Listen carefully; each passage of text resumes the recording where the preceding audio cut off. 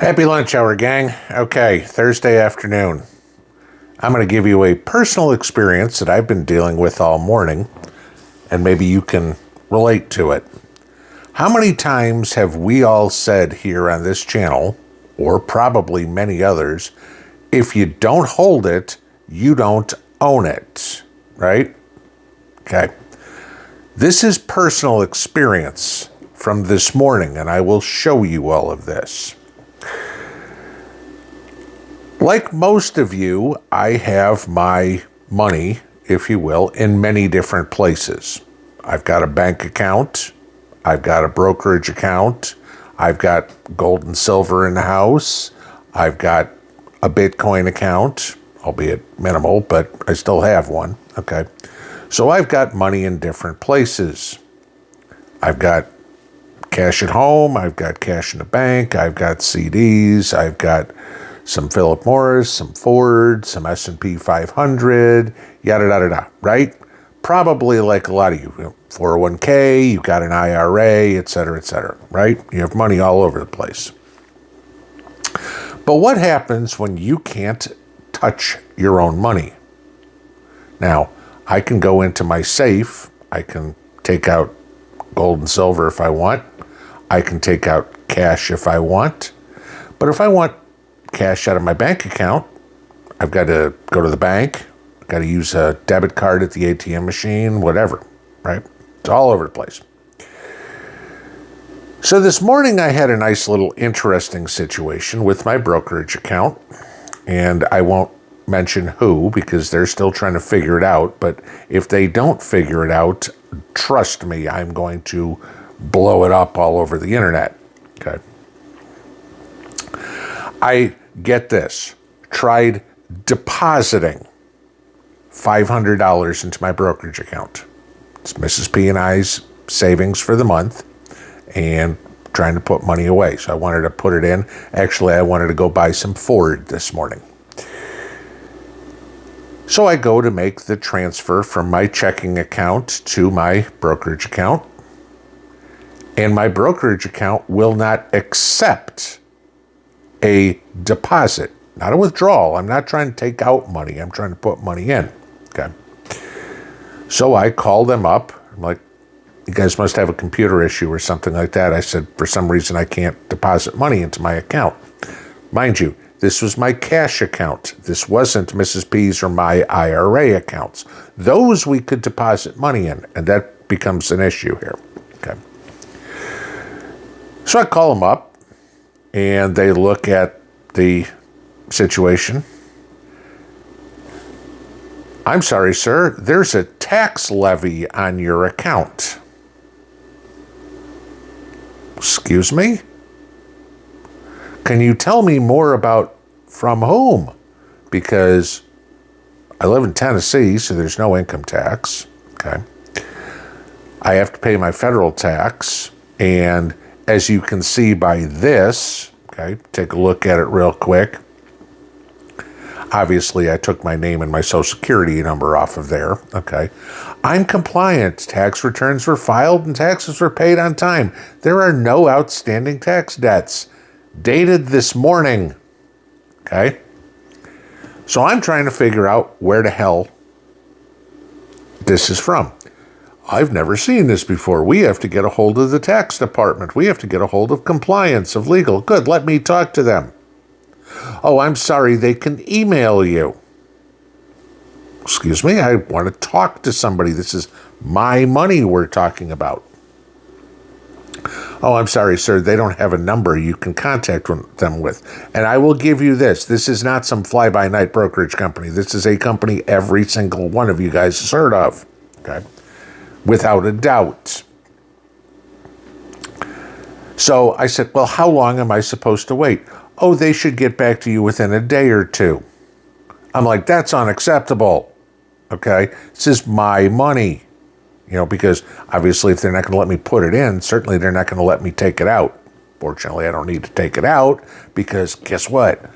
I have backup reserves at home in case I needed money. Okay. So I'm like, what the hell is this deal with the tax levy? Obviously, the IRS says I don't have any problem. Mind you, we live in Tennessee. There's no income tax. Before this, we lived in Nevada. There's no income tax. Okay, so we don't have any tax issues. I promise you that. Okay, I am meticulous about paying bills. So I call up my bank just to see, because you figure if you had a tax levy, the first place any entity would go after would be your bank account before they'd find your brokerage account. So I called up the bank. I said, I got a really wild question. Can you take a look at my account and see if there's any restrictions on it? Guy looks it up, says, nope, no restrictions. I said, nothing like a tax levy or anything like that. Nope, everything's fine. Okay. So this tells me that my brokerage account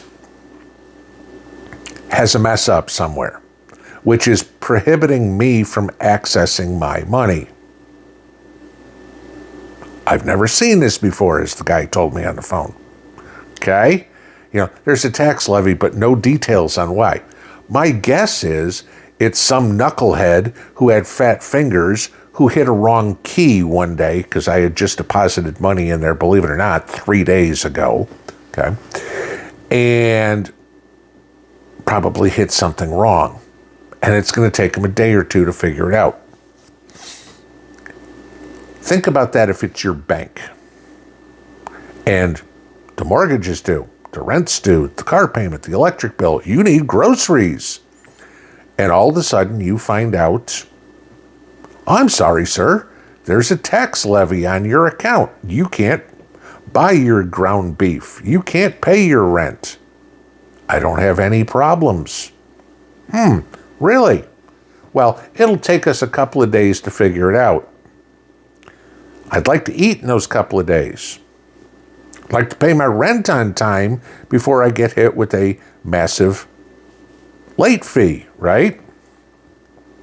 Sorry, sir, there's nothing we can do. I'm going through this right now. I'm telling you this. Not that I've got, again, pay the bills or anything. That's all taken care of. Because I've got money in different places. I'm diversified, if you've ever heard that word. Okay. I'm saying that facetiously. I know you have. But so you go, what are you doing? Could this be something more intricate? Could they have gotten hacked? Could I have gotten hacked? I can't access my money. Okay? You have time to figure this out. I ain't giving you much. I'm going to tell you that. They're like a day or two. I'm like, I'll hear from you by lunch, or you'll hear from my lawyer after lunch. That's pretty much my answer to them, is what I told them. So it brings to the point of, should I have money elsewhere? Yes. How many times I have said, have 6 months worth of bills in the house. Cash, okay, that you can access. Yes, and I know people say, that's a lot of money. Yeah, I get it. Go through this situation right here, okay? A day or two turns into a week or two. They don't care. I'm not some big account. I'm not Bill Gates going, I've got $1 billion in your bank. I'm this little piss-ass guy who's got 5 figures in there. So what, okay? I'm not a priority to them. To me, it's a lot of money. So now you look at it and go, okay, what do I do with my money? I don't want to keep all that cash around. And this is, again, where I say buying gold and silver, okay? Primarily buying silver. And you keep that in your possession. None of this paper silver crap. None of this having it in a safe deposit box crap, okay? Go out, spend a few $100, buy yourself a safe in a house and put it in the safe, okay? One that's fireproof, one that's waterproof, and that way you can, I mean, they're fireproof for about 30 minutes, but okay, one that you can protect what you got. I know people will say all the time, it's like, oh, gee, you know, silver's expensive, right? I want to show you something. This is one of my confirms from buying a whopping $477 worth of silver 2 years ago, February 27th, 2023. As you see in the upper right-hand corner, silver was $20.90 spot price. The bottom circle there is what I paid, $23.89. Yeah, it's a 14% premium, 14.3 or something like that. As I told you, if you can find something under 15, that's good, right? Oh my God, I'm not paying that kind of premium. Until you take a look at what the price of silver is right now, which is 34 and a quarter. Okay, so even then, I'm up, what, $10.50, or pretty close to 50% in 2 years. After fees, somebody said, well, you got to pay to sell too. Yeah, you can sell them to these online bullion dealers. I've done it, okay, to AppMex specifically, for a 3% fee on the backside. Okay, 3% on $34 is about $1. Okay, so I'm going to net $33 on what I put $23 in. It's $10 more per ounce in my pocket.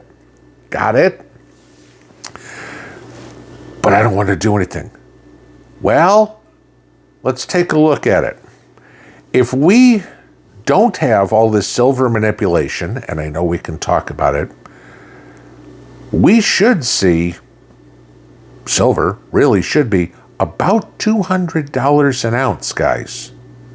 But you have all these companies, banks, that are manipulating the price of silver. And eventually they're not going to be able to, because when all that paper silver gets a demand for delivery, in other words, I want the silver, that's going to drive the price insane. I've got a 50% return in 2 years. What do you think I'm going to have in 5? Silver be $100 an ounce? Yeah, okay. That's only a triple from here. It's not that unrealistic. But that would mean from the $20, 23 including fees that I bought, yeah, it's a 5-fold return, 4 to 5-fold return. Okay. But it's in my possession. Nobody can come up with some sort of bullshit hack job, some fat finger typo, and say, I can't access it. I've got it right in my hand. I've got greenbacks right in my hand. I've got silver right in my hand. I have something I can work with. And thank God I do, because God knows how long it's going to take to fix this mess. Hopefully shortly.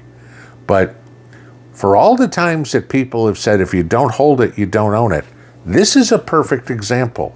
Somebody else screwed up, and I'm the one left holding the bag.